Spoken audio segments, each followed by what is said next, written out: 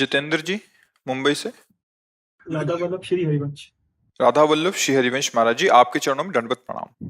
महाराज जी, श्री जी की कृपा से मैं पिछले 3 महीने से आपका सत्संग और एकांतिक वार्तालाप नित्य सुनता हूँ और श्री जी की कृपा से नाम जप और भजन में अति आनंद का अनुभव होता है। महाराज जी, मेरा प्रश्न है, ठाकुर जी की सबसे बड़ी सेवा क्या है और जीव के लिए सबसे बड़ा पाप कौन सा है और जीव के लिए सबसे बड़ा तीर्थ कौन सा है? सबसे बड़ा जीव का जो अपराध है वो भगवान का विस्मरण है, क्योंकि भगवद विस्मृति से ही देहाभिमान में ही काम क्रोध लोभ मोह मद मत्सर जिनके द्वारा पापाचरण होता है। पापाचरण का मूल है भगवद विस्मृति। पापवंत कर सहज स्वभाव भजन मोर ते भाव न काऊ। जब हम भगवान को भूल जाते हैं तो हमारा शरीर भाव दृढ़ हो जाता है, मैं पुरुष हूं, मैं स्त्री हूं। फिर 5 ज्ञानेंद्रियों के साथ मन में तदात्म करके हम विषयों में विचरण करने लगते हैं। विषयों में सत्य सुख है नहीं, इसलिए हम जहां जहां भोगते हैं वहां वहां अतृप्त रहते हैं। फिर हमें लगता है ये शरीर नहीं वो शरीर, ये वस्तु नहीं वो वस्तु, ये पदार्थ नहीं वो पदार्थ। पूरा जीवन पाप कर्म में लिप्त हो जाता है। पाप ऐसे भगवत प्रसन्नता सबसे ज्यादा किसमें होती है? जैसे अपना बच्चा घर से बाहर निकल गया और बाजार में खो गया। अब उस पिता से पूछो कि सबसे ज्यादा आपको प्रसन्नता की वस्तु क्या होगी, तो दौड़ के बालक लौट के आए छाती से लग जाए। समझ रहे? ममैवांशो जीव लोके जीव भूता सनातन मन कष्टान इंद्रियाणि प्रकृति स्थान कर सकती। तू मेरा अंश है, सब मम प्रिय सब मम उपजाए।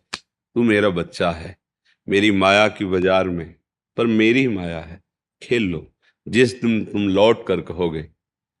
ऐसे बस प्रभु की सबसे बड़ी प्रसन्नता का हेतु यह है कि आप भ्रमित होकर के जो मैं मेरा तय तेरा में लिप्त हो गए, इसे छोड़ दें और उनकी अखंड स्मृति में हो जाएं। यही प्रभु की सब साधन कर यह फल सुंदर प्रभु पद पंकज प्रीति निरंतर। बस तो प्रभु प्रसन्न कब? जब हमारी अखंड स्मृति में ही प्रभु की प्रसन्नता है। हमारी अखंड स्मृति ऐसी कि त्रिभुवन की राजलक्ष्मी देने पर भी आधे पल को अपने प्यारे श्री कृष्ण का, अपने प्यारे हरि का विस्मरण न करें। यही हमारे जीवन का सबसे बड़ा लाभ और यही हरि की प्रसन्नता, क्योंकि हरि ने मांग की है अनन्य चेता सततम अनन्यस चिंतयन्तो माम अभ्यास योग युक्तेन चेतसा नान्यगामिना। ये भगवान के शब्द हैं अलग अलग श्लोकों के। तुम ऐसा अभ्यास कर लो कि तुम्हारा चित्त प्रभु के सिवा और कहीं जाए ना। सबसे बड़ी प्रसन्नता है भगवान की। तीसरा क्या था? सबसे बड़ी सेवा क्या है, सबसे बड़ा पाप क्या है और सबसे बड़ा तीर्थ क्या है? हाँ, भगवान को तीर्थास्पदम कहा गया ना। जितने भी तीर्थ हैं वो सब भगवान के चरणों से प्रकट हुए। ध्येयम सदा परिभवं न भविष्ट दोहम तीर्थास्पदम शिव विरंच नुतम शरण्यम। भगवान के चरणों को क्या कहा गया? तीर्थास्पदम। गंगा जी परम पावन है ना, भगवान का चरणोदक ही तो है ना। मुरारी चरणच्युतम त्रिपुरारी शिरश्चारी। गंगा जी है ना, गांगम वारी मनोहारी मुरारी चरणच्युतम। जितने भी तीर्थ हैं वो श्री भगवान के चरणों से निकले हुए हैं। तो जो संत भगवत अनुराग में डूबे हुए हैं उनके सानिध्य से बढ़कर कोई तीर्थ नहीं है। उनके सानिध्य से बढ़कर के कोई भी, जितने भी तीर्थ भूमंडल में, संतों को जानते हो क्या कहा गया है? तीर्थी कुर्वन्ति तीर्थानि। तीर्थों में जब पापी जन अवगाहन करते हैं तो उनका पाप क्षीण होता है और तीर्थ में पाप बढ़ जाते हैं। और जब भगवत प्रेमी महात्मा जो तीर्थ जहां से प्रकट हुए उन भगवान श्री हरि को अपने हृदय में लिए हुए विचरण कर, वो जब तीर्थों का स्पर्श करते तो तीर्थ निष्पाप हो जाते हैं। उनमें निष्पाप करने की सामर्थ्य भी आ जाती। तीर्थी कुर्वन्ति तीर्थानि। तीर्थों को तीर्थत्व प्रदान करते हैं वो महापुरुष जो निरंतर भगवान का चिंतन करते हैं। तो संतों के सानिध्य से बढ़कर पवित्र कोई तीर्थ नहीं, भगवान की स्मृति से बढ़कर भगवान की प्रसन्नता का कोई हेतु नहीं, और भगवान को भूल जाना इससे बड़ा कोई पाप नहीं। कह हनुमंत विपत्ति प्रभु सोई जब तो सुमिरन भजन न होई। हानि हरिवंश के नाम अंतर परे, लाभ हरिवंश। हमसे पाप तभी बनता है जब हम भगवान को भूल जाते हैं। अगर भगवान नाम चल रहा है, भगवान की शरण में है, तो फिर पाप हो ही नहीं सकते। जैसे सूर्य के सामने अंधकार टिक ही नहीं सकता, ऐसे भगवत आनंद के सामने फिर ये विषय आनंद टिक ही नहीं सकता, इसमें दम ही नहीं है।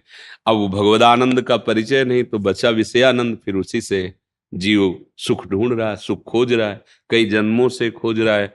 सुख मिलने का मतलब है जिससे हम चाह रहे थे वो मिल गया, तो हृदय में आ जाना चाहिए ना कि अब कछु नाथ न चाही मोरे, आ जाना चाहिए। भाई हमारी चाह थी कि ऐसा ऐसा ऐसा मिल जाए, तो जैसा हम सोच रहे हैं अगर वैसा हमें मिल जाए या वैसा किसी के पास है तो वो सुखी होना चाहिए, पर ऐसा नहीं है। यहाँ कोई सुखी नहीं है, सब सुख की चाह में है, सुख किसी को नहीं मिला है। मानो आज शाम के आपकी मृत्यु हो जाएगी, अब आप सोचो कि अब क्या बीत रही आपके ऊपर, तो आपके होश उड़ जाएंगे। मेरे मित्र, मेरी पत्नी, मेरा पुत्र, मेरा परिवार, मेरा मकान, मेरा पद, सब चला जाएगा। अब मुझे कहाँ जाना कोई पता नहीं, क्या होगा कोई पता नहीं। अरे नहीं नहीं, मरने अभी डर जाओगे। अगर आप भजन कर रहे हो, सत्संग सुने हो, ये भगवान का खेल है। जितने दिन की सेवा है उतने दिन की सबकी सेवा कर रहे हैं। हे नाथ, इस सेवा का फल हो कि आपकी प्राप्ति हो। आपका हृदय धैर्यवान रहेगा, आपका हृदय कहेगा कोई बात नहीं, अगर शरीर छूटेगा ना तो मुझे हरि मिलेंगे, क्योंकि उनके सिवा मैंने किसी को अपना माना ही नहीं। मेरे तो गिरधर गोपाल, दूसरो न कोई। ये बात समझ। सबसे बड़ी प्रसन्नता का भगवान की ये रबड़ी रसगुल्ला सोना चांदी नहीं है। आप समझो, जब भजन में मन लगता है तो उनके भक्तों को ही अच्छा नहीं लगता। ब्रह्मादिक के भोग सब विषम लागत ताहि, नारायण ब्रजचंद की लगन लगी है जाए। जब ब्रजचंद श्री कृष्ण चंद्र जी की प्राप्ति की लगन लग जाती है तो ब्रह्मा के भोग, ये तो मृत्यु लोक के भोग है, उसे विष के समान लगने, भगवान को भला ये प्यारा होगा। हम कई बार बता चुके, एक पहाड़ है इस सृष्टि में 4 लाख योजन का, जिसे सुमेर पर्वत कहते हैं, और पूरा सोने का है। 4 लाख चौड़ाई है और 4 लाख लंबाई। योजन, एक योजन का मतलब होता है 4 कोस, एक कोस में 3 किलोमीटर होते हैं। आप सोचो कितना बड़ा सोने का है। समुद्र में रत्नों की खान है, समुद्र में एक से एक रत्न।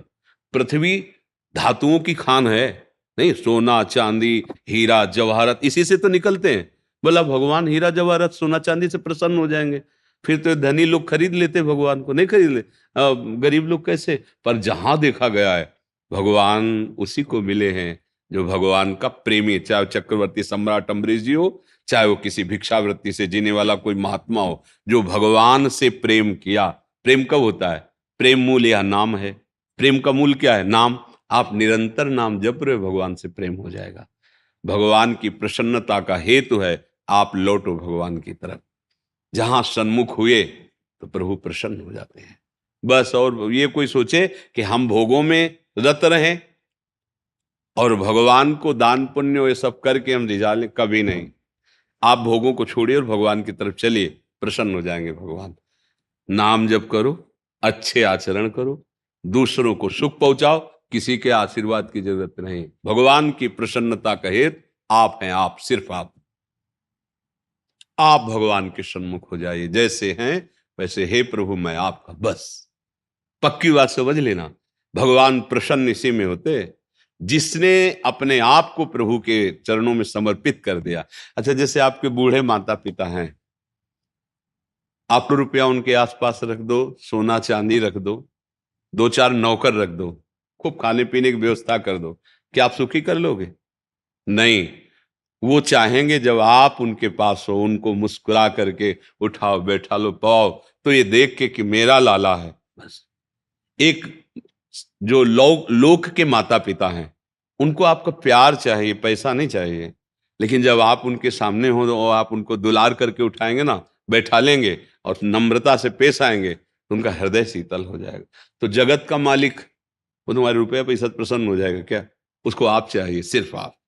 भगवान कहते सिर्फ आप, अनन्य चिंतन मेरा करो, मैं ठेका लेता हूं तुम्हारा। योगक्षेमम वहाम्यहम, भगवान कहते। तो हमें तो लगा शास्त्र सम्मत साधु सम्मत बात ये कि भगवद स्मृति ही भगवान की प्रसन्नता का हेतु है।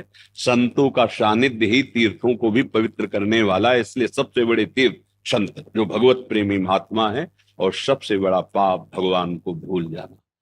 भूल गए ना, इसीलिए दुर्गति हो रही है।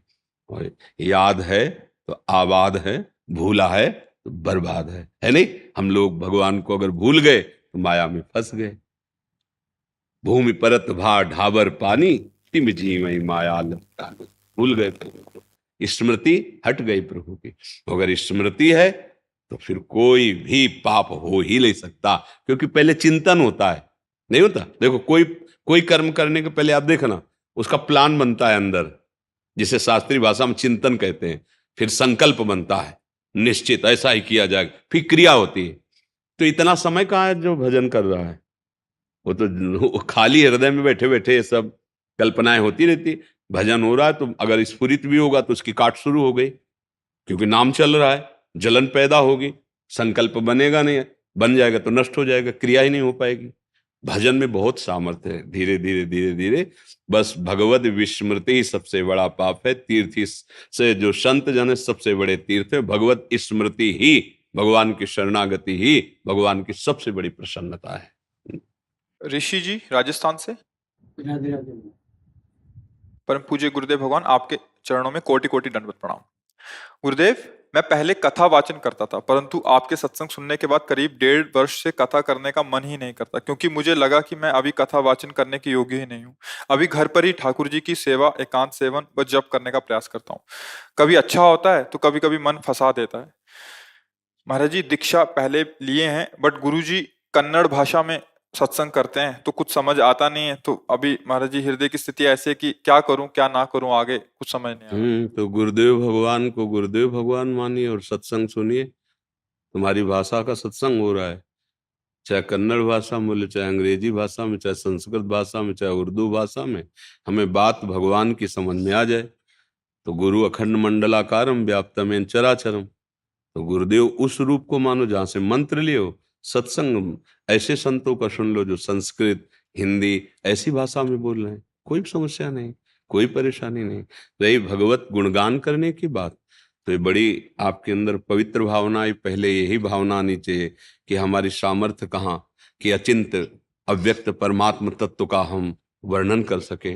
अगर वर्णन कुछ होता है तो उनकी कृपा से होता है, और उसका उद्देश्य होना चाहिए उनकी भक्ति, उनका प्रेम। ये बहुत बड़ी भक्ति का स्वरूप है। चौथी भगत मम गुणगन करे कपट तज गान। अब वहां कपट स्वरूप जो बात आ जाती है कि हम इतने में, तो फिर वो बात अलग हो जाती है। अगर हम भगवत चर्चा करें, जो प्रसाद रूप आता है, जथालाभ संतोष सदा, कहा उसको कछु न चाहोगो, जीवन परमानंद में हो जाए। अगर कहीं हम भगवान की चर्चा को अंक निश्चित करके, तो फिर वो रंग नहीं आएगा जो भक्ति का रंग श्री कृष्ण प्रेम प्रदान करता है। गदगद सुर नैना सजल दंपति रस रहे भीन, इह गति वृंदा विपिन में फिरे प्रेम तन लीन। ये जो जीवन का लाभ है, फिर क्या होगा कि अर्थ और भोग वस्तुएं, तो फिर भगवान पर महत्व तो नहीं हो पाएगा। अगर बोधयंता परस्परम कथयंति च माम नित्यम तुष्यंति च रमन्ति च। हाँ, हमें सौभाग्य मिल रहा है कि भगवत चर्चा कर रहे हैं, हमें सौभाग्य मिल रहा है कि भगवान का यश गान, इससे बड़ा हमें और कुछ नहीं चाहिए। हमारे जीवन को तो जीवन नाथ जाने कैसे रखना है, कैसे चलाना है। बस वो उसकी वाणी में एक अमोघ शक्ति जागृत हो जाएगी, क्योंकि भगवान दिव्य है ना, तो उसकी वाणी दिव्य हो जाएगी, उसका चिंतन दिव्य हो जाएगा। और जब हम भगवान को, भगवान की वार्ता को साधन बना लेते हैं, और साध्य धन मान या विषय होता है, तब रंग नहीं आता है। धन मान विषय ये भले साधन बना लो, पर साध्य प्रभु रहने चाहिए। हम उल्टा कर लेते हैं, साधन भगवान हो जाते हैं और साध्य विषय हो जाता है, धन हो जाता है। वो है ना कि अमुक चर्चा इतने दिन करेंगे तो इतना अंक हमें मिलना चाहिए, तो आपने निश्चित कर दिया ना, साधन ये हुआ और साध्य उसका अंक हुआ, बस। एक भागवताचार्य जी ने भगवान की कृपा से कथा पूरी कंठस्थ की। तो अयोध्या में संत थे, एकांत सेवन करते थे, विरक्त भाव से रहते थे। तो उनके समीप गए और बोले महाराज जी मैंने भागवत सीखी, तो हमें लगता है पहले हम आपको सुनाएं, अगर कोई त्रुटि हो कहीं तो आप कृपा करके। वो बड़े भजनानंदी सन, सहज में हाँ ठीक है। 7 दिन कथा सुनाई। बोले भाई आपने तो कथा सुनाई, कथा की कुछ भेंट देनी चाहिए, आप क्या चाहोगे कि आपको हम क्या भेंट दे दें? आप जो मांगोगे दे देंगे। तो उनका, भगवान निर्धन हूं, अगर धन मिल जाए तो ठीक है जाओ, आज से तुम्हें धन के लिए चिंतन नहीं करना पड़ेगा, प्रयास नहीं करना पड़ेगा, राम जी की कृपा से आता रहेगा। और तो भगवान पुत्र नहीं पुत्र हो जाए, हाँ ठीक हो जाए। और कुछ, तो भगवान की भक्ति हो जाए। नाराज हो गए। पहले कहते भगवान की भक्ति हो जाए, फिर कहते कि धन पुत्र आदि मिल जाए तो तुम्हारी वाणी का सम्मान होता। तुमने भगवान की भक्ति को सबसे पीछे, वो नहीं होगी। धन मिलेगा, पुत्र मिलेगा, भगवान की भक्ति के अधिकारी नहीं हो। क्योंकि भगवान की भक्ति का अधिकारी, जब भक्ति मिल गई जो भगवान को अधीन करने वाली, तो ऐश्वर्य मान और पुत्र परिवार तो बहुत छोटी बात है, सब अपने आप हो जाएगा। पहले अंक पर भगवान नहीं रखा, पहले अंक पर यदि और कुछ रख दिया तो फिर भगवत चर्चा करने वाला भगवान को जाना ही नहीं, भगवान को समझा ही नहीं, तो फिर रंग नहीं आएगा। तो ये तो हमें बहुत अच्छा लगा जो आपने पहली बात की कि हम पहले खुद अनुभव करेंगे कि इसका स्वाद क्या है। ये ऐसा ही पहले था।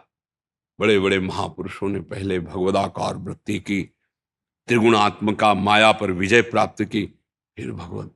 देखो सूत जी महाराज के 88,000 ऋषि बैठ के सौनकादि सुन रहे, न माइक है और न कोई ढोल नगाड़ा और संगीत है, सीधे सहज में भगवत चर्चा कर रहे और सब सुन रहे, सब ब्रह्माकार को प्राप्त हो रहे हैं, सब भगवदानंद को प्राप्त हो रहे हैं। क्योंकि सूत जी स्वयं भगवान में आसक्त चित्त है, भगवान के अत्यंत प्रेमी है। सुखदेव जी भगवत चर्चा कर रहे, सब ब्रह्म ऋषि आनंद में, क्योंकि स्वयं श्री कृष्ण आसक्त है ना। जो भगवदा आसक्त, वो भगवत गुणगान जब करता है तो जगत मंगल होता है।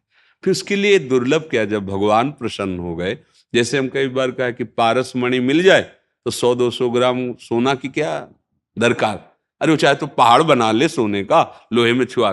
जब अखिल ब्रह्मांडों का सृजन करने वाले भगवान हमारे हो गए तो ये छोटी मोटी धन वस्तुओं की चाह है क्या। वैसे तो भगवत चर्चा चाहे सकाम करो चाहे निष्काम करो, मंगल करने वाली ही है। भगवान का यश, भगवान का गुणगान, पर विशेष आनंद की प्राप्ति के लिए अगर हम भगवान के ऊपर अपना भार छोड़ दें और फिर भगवत चर्चा करें, हमारी चाहत भगवान हो, तो फिर सारे वैभव, सारी सिद्धियां उसको अपने आप प्राप्त हो जाती हैं। अल्प का भोक्ता भूमा का अधिकार खो देता है, और जो भूमा का है तो अल्प सब उसके चरणों में लुटता है। ये बात समझ में आ जाए गुरुजनों की कृपा से, तो फिर निश्चिंत अच्छे हो। भगवान को ही भगवान की चर्चा सुनाओ, नाम जप करो, और जब वो, तो फिर अपने आप वो होता है। फिर जब फूल में पराग आ जाता है तो भंवरों को निमंत्रण पत्र नहीं भेजना पड़ता। जी। विजय पांडुरंग शिंदे जी। राधे राधे। राधे राधे महाराज जी, आपके चरणों में कोटि कोटि प्रणाम। महाराज जी, ये प्रश्न बहुत दिन से मेरे अंदर चल रहा है। महाराज जी, मैं जब भी घर से बाहर निकलता हूँ तब मनुष्यों के अलावा जितनी भी योनि पशु पंछी, उनको देखता हूँ तो मेरा हृदय जलने लगता है। उन्होंने खाना खाया कि नहीं, जब भी मैं खाना खाने बैठता हूँ तो उनके सभी के चेहरे आते हैं जिनको मैंने देख के आया हूँ कि हाँ, वैसे आपकी भावना को प्रणाम है, बड़ी पवित्र भावना है। जो आप, तुम पशु पक्षियों के खाने के लिए सोच रहे हो तो प्रणाम योग्य भाव है नहीं।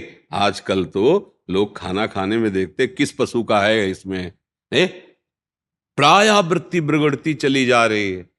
इन कोमल पशुओं के हिंसा करके उनको रांध के, हाँ, बड़ी पार्टी समझा जाता है पशुओं के मांस का। ये तो बड़ी कृपा है आपकी, आप जब खाने बैठते हो तो आपको पशुओं की याद आती कि वो खाए कि नहीं खाए। पर अब हम आपको ये बता रहे हैं कि आप जिनके अंश हो, आप अंश हो, एक चिंगारी हो, वो संपूर्ण जगत का, अनंत ब्रह्मांडों का परमात्मा है, वो किसी को भूखा नहीं रखता है। एक बार वीर शिवाजी, छत्रपति शिवाजी समर्थ गुरु स्वामी रामदास जी के पास गए और कहा, गुरुदेव आपकी कृपा से ये जो अकाल पड़ा था इसमें किसी को भूखे नहीं रहने दिया, पूरा खजाना खोल करके सबको। तो उनका एक हथौड़ा उठाओ, आओ। वैसे चट्टान सी थी पत्थर की, बोले तोड़ो इसे। तोड़ा तो मिट्टी में दबे हुए मेढक थे, तो हास्ट पुष्ट एकदम। बोले इनको खवाया? बोले नहीं गुरुदेव। बोले कैसे बोल दिया कि अकाल में सबका भरण पोषण किया? सबका भरण पोषण करने वाला वो समर्थ प्रभु है, तुम्हें एक निमित्त मात्र बना दिया है, वो सबका भरण। कोई कोई पशु है कि कुंतल कुंतल मांस उनको चाहिए, एक एक कुंतल, ऐसे है ना इंसान, अजगर आदि, उनको ऐसे भगवान उनको देते, उनका पेट भरते हैं। किसी को 2 चोंच चाहिए तो वो जल दे देते, अन्न दे देते, वायु दे देते, जिसको जो चाहिए। अभी थोड़ा अल्पज्ञ है इसलिए हमको ऐसा लगता है, वो अनंत ब्रह्मांडों का भरण पोषण कर रहा है, वो स्वामी है सबका, वो महामहिमा में है। उसकी तरफ सोचो कि जैसे वो हमें थाल दे रहा है भोजन की, ऐसे अनंत ब्रह्मांडों का भरण पोषण, जिसको आप देख नहीं सकते, जिसको आप सुन नहीं सकते, वो भी ऐसे जीव हैं सृष्टि में, आप नहीं देख पाएंगे, उनका भी भरण पोषण कर। वो एक छोटे से छोटे अणुअणियान महतो महियान, वो छोटे से छोटे जीव में भी आराम से शयन किए हुए है, बड़े से बड़े में सबसे बड़ा वो। हम जितने साव हैं अनंत ब्रह्मांड, उनके रोमकूप में वास करते हैं। देखरावा माते तिन अद्भुत रूप अखंड, रोम रोम प्रति लागे कोटि कोटि ब्रह्मांड, ब्रह्मांड निकाया निर्मित माया, रोम रोम प्रतिवेद कहे। ऐसे भगवान सबका भरण पोषण, जैसे माँ की गोद में बैठा हुआ बच्चा ना, ऐसे अनंत ब्रह्मांड विराट भगवान की गोद में बैठे, वो सबको ऐसे देख रहे हैं। जैसे गोद में बैठे हुआ बच्चा को पता है ना भूखा कौन है प्यासा कौन है, सब ऐसे भगवान सबको देख रहे हैं। सबका भगवान कर्म के अनुसार हिसाब किताब कर रहे हैं। जो चीजें हमारे माता पिता की प्रॉपर्टी से वो सब फ्री हैं, वायु, जल, तेज। देखो सूर्य तो थोड़ी देर लाइट जलती बिल जाता है, पूरे विश्व को प्रकाश दे, कोई बिल देता है सूर्य भगवान का? पृथ्वी में वास कर रहे जल वायु सब फ्री मिल रही, नहीं, भगवान की तरफ फ्री। अब जो हम चाह करते हैं तो उसमें योग्यता है, आपके पुण्य कितने हैं, आप किस योग्य हैं, वैसे पद मिल रहे हैं, वैसे सुख सुविधाएं मिल रही। आप पाप कर्म के हैं, वैसे दुख मिल रहे हैं, वैसे दुविधाएं मिल रही, विपत्ति मिल रही। बगैर जो भगवान की तरफ से वो सब फ्री है, कोई भी जीव भूखा नहीं रहता। हाँ, अब उसने ऐसा कर्म कर दिया, ऐसे अपराध कर दिए, फिर वो दंड रूप मिलने। मनुष्यों को भी तो मिल जाता है जेल में, अब जो मिले सो खाओ, जैसे रखा जाए वैसे रहो, नहीं तो स्वतंत्र अगर अच्छे कर्म करो तो आप देखो कोई भूखा नहीं, कोई भूखा नहीं। सबको कहीं न कहीं से भगवान कोई चल के दे आता है, कोई चल के ले आता है, और जिसकी कोई व्यवस्था नहीं तो आप रूप बदल कर जाते हैं, पवाते हैं, हाथ जोड़कर प्रणाम करके पवाते हैं, बहुत दुलार करते हैं। वो आदमी समझ नहीं पाता कि कौन आया, तो उसको लगता कोई भगत आया, तो भगत नहीं आता, जगत का मालिक आया था कि मेरे बच्चे तुम भूखे नहीं रह सकते। पक्का भरोसा हो या ना हो तो भी नहीं भूखा, ये भूखे मर गया ऐसा नहीं कह सकते, ऐसा नहीं कह सकते। वो विश्व का भरण पोषण करने वाला किसी को भूखा नहीं। तो इस बात से आप निश्चिंत रहिए, पूरी सृष्टि उसकी है। प्रश्न ये था गुरुदेव कि जब मैं खाना खाने बैठता हूँ तो सारे पशुओं जानवरों की पक्षियों की मेरे को मतलब चेहरे दिखाई देते हैं, तो मैं खाना खा नहीं पाता हूँ, हृदय में जलना शुरू हो नहीं जाता नहीं, है। अब इसमें समझो, आप बात समझो, ये अभी कोई ज्ञान थोड़ी हो गया, या ज्ञान की ही तो दशा है ना इसमें। हाँ, इसी को निवृत्ति करना है। उनमें सब में भगवान को देखो, सब रूपों में भगवान ही है ना, वो सब भगवत स्वरूप हैं, तो तुम्हारा कल्याण हो जाएगा। नहीं, एक पशु के ही प्रेम में महाराज भरत अगला जन्म हिरण का हुआ था, पढ़ा है, सुना कि नहीं सुना? नहीं सुना होगा। हाँ, गंडकी नदी में भजन कर रहे थे, और हिरण के प्रेम में, हिरण के चिंतन में अगला जन्म हिरण का हुआ था। सब में भगवान है, सबका भरण पोषण वही कर रहे हैं। भाव सुधारो, नाम जप करो, प्रसाद भगवान को भोग लगा के आप प्रसाद पाओ, और ये बात करो, मन में सोचो कि विश्वात्मा भगवान हमारे अंदर पा रहे हैं तो सब चराचर जगत को प्राप्त हो रहा है। जब सुदामा जी के तंदुल पा रहे थे ना, तो पूरी सृष्टि तृप्त हो रही थी। जब दुर्वासा जी को दुर्योधन ने प्रसन्न कर लिया चातुर्मास्य में, तो वो चाहता था पांडवों का विनाश, तो पांडवों ने एक सूर्य की बटलोई प्राप्त की थी, सूर्य जी को भजन तपस्या के द्वारा, कि जब तक द्रौपदी जी नहीं पाएंगे तब तक उस बटलोई से जो व्यंजन चाहो सब पदार्थ निकलेंगे, जितने को पवाना चाहो पा सकते हैं, पर द्रौपदी जी पालें तो फिर उसमें कुछ नहीं निकलेगा। वनवास था 12 वर्ष का, तो दुर्योधन दुशासन ने दुर्वासा जी को प्रसन्न करके कहा कि आप हम पर एक कृपा करें। तो कहा बोलो। बोले जिस समय द्रौपदी जी पालें उस समय आप चले जाना अपने 60,000 शिष्यों के साथ, हमारे भाई का स्वागत स्वीकार करना महाराज युधिष्ठिर का, यही हमारी इच्छा है। क्योंकि जानते थे जहां जाएंगे और भोजन की व्यवस्था होगी तो साफ मिलेगा, नष्ट हो जाएंगे। वो गए ठीक उस समय जब द्रौपदी पाकर बटलोई पवित्र करके रख दी थी माज के। अब किसी गृहस्थ के यहाँ अगर संत आते हैं तो बनता है महाराज प्रसाद पाइए आइए, तो यो तो धर्मराज है साक्षात, प्रणाम किया, अर्घ्यपाद्य अर्पित किया महाराज। तो उनका हम स्नान करके आते हैं, आप तैयारी कीजिए। 60,000।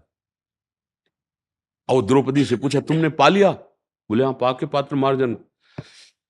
वो शोक मग्न होगा क्या? 60,000 के लिए तो फल फूल भी हम इकट्ठा नहीं कर पाएंगे, बटलोई से होता चल जाता। अब द्रौपदी ने पा लिया, बचा नहीं। तो द्रौपदी ने कहा मूर्छित क्यों हो गए? तो उन्होंने बताया ये सारे कहा तुम एक बटलोई को, अरे जो अनंत ब्रह्मांडों का भरण पोषण करता है, तुम्हें उसकी याद नहीं आई? पुकारा श्री कृष्ण, तो पीतांबर फहराते हुए आ गए। कृष्णा द्रौपदी मुझे भूख लगी। बोले समस्या तो यही है ला, 60,000 महात्मा भी है, उनको भोजन पवाना है, आप कह रहे हो भूख है। अब वो बटलोई जो वरदान वाली उसको तो धोखे। बोले लाओ तो बटलोई। एक सीत निकाला, कर तुम अकर तुम अन्यथा कर तुम। पहली बात तो सूर्य का वरदान था कि द्रौपदी के पाने के बाद उसमें कुछ नहीं बचेगा, तो सीत कैसे बच गया? दूसरी बात, कोई भी पवित्र भाव रखने वाली अब पात्र को जूठा कैसे रख देगी कि उसमें लगा रहेगा? द्रौपदी जैसी वो भला पवित्र पात्र रख देंगे धुला हुआ, लेकिन कर तुम अकर तुम अन्यथा कर तुम। एक सीख से एक सीत निकाला और ऐसे का विश्व पूरा तृप्त हो गया। जाओ बुला लो। दुर्वासा जी जितने ऋषि थे सब यहां से भरे थे। जब वो गए बुलाने के लिए महाराज, तो उनका वरदान ले लो हमसे, हमारी एक कवल खाने की इच्छा नहीं है। समझे आप? वो एक सीत पाले तो पूरा विश्व तृप्त हो जाता है। तो जब आप पावना तो भावना करो, वो कृष्ण हमारे हृदय में बैठा है, हम उसको पवा रहे हैं और उसके द्वारा सारे विश्व का भरण पोषण होगा। ऐसी भावना से आओ। ऐसे देखो भाव पवित्र है पर अज्ञान युक्त है, इसको और निर्मल बनाओ जिससे आपको परमानंद की अनुभूति हो जाए। प्रभु के सिवा और कोई नहीं है, ये आखिरी स्थिति होती जानना। पर अभी ये जान लो कि प्रभु सबका भरण पोषण करते हैं। आपकी दयालुता का स्वभाव है, तो संतों ने कहा दया बिना साधु कसाई, और दया करी तो आफत आई। बहुत होश में दया को संभालना है। दया बिना साधु कसाई और दया करी तो आफत आई। बीच का मार्ग निकाल लो। बीच का क्या है? वो दया जिसमें भगवान की याद चली जाए वो फंसाने वाली है, और जिसमें भगवान की याद बनी रहे वही दया मंगल करने वाली है। सब में वही उसी का रूप समाया, चराचर जगत वही बना हुआ है। भाव में आओ तो दुख मिट जाएगा। समझ रहे आप? प्रभु श्री राम को मैंने वचन दिया है, फिर उसका क्या करूं? भगवान को जो वचन दिया है तुमने, तो गर्भ में दिया था कि मैं आपको जाकर के केवल आपको भजूंगा, आपको प्राप्त करूंगा। तो आपने याद किया वो वचन? कौन सा वचन मानोगे? गर्भ में तुमने वचन दिया है कि एक बार माँ के गर्भ से निकाल दो, ऐसा भजन करूंगा, दोबारा किसी योनि की माँ के गर्भ में नहीं जाऊंगा। वो याद है तुम्हें? नहीं याद है ना? ये याद कर लो, उसी की पूर्ति के लिए सब है। अगर बीच में फंसे तो फिर फंस जाओगे। एक मात्र जड़ चेतन जग जीव जत सकल राम में जान, ये सब में उसी का रूप समाया। भाव से चलो, भगवान सबका भरण पोषण करते। मुक्त होने आए हो, बंधने नहीं। छुपा छुपी का खेल, हर पर्दा लगा के वही प्रीतम खेल रहा है, दूसरा नहीं। आगे बढ़ोगे। पर बहुत अच्छा भाव है आपका, सात्विक भाव है, दया भाव है। हम पहले कहा, इसलिए प्रणाम करते हैं इस भाव को। कम से कम पशु पक्षियों के प्रति आपका ऐसा दया का भाव, नहीं तो लोग राक्षसी भाव को प्राप्त हो रहे हैं। पशु पक्षियों की हत्या करके रांधना, जिंदा जला के खाना। बड़ी कृपा है आपके ऊपर जो आप ऐसे, पर इससे और उठो। जैसे लड़का कोई गोली डंडा ऐसे लिख देना स्कूल में, तो पहला वाला तो उसे शाबाश दिया जाता है, पर वो 2 साल ऐसे लिखता रहे तो थप्पड़ मारा जाता है कि आगे बढ़ो, इसके आगे भी है, इतना नहीं है। तो जैसे आप हो ना, पहली बात में प्रणाम किया कि आपकी बात प्रणाम करने योग्य, धन्यवाद हो गए, पर इतना ही नहीं है। और ऊपर उठो, जिससे आप अखंड आनंद को प्राप्त हो, प्रसन्नता को प्राप्त हो, दुख तुम्हें छू न जाए। ब्रह्मभूता प्रसन्नात्मा, समझ रहे ना जी। आओ सबसे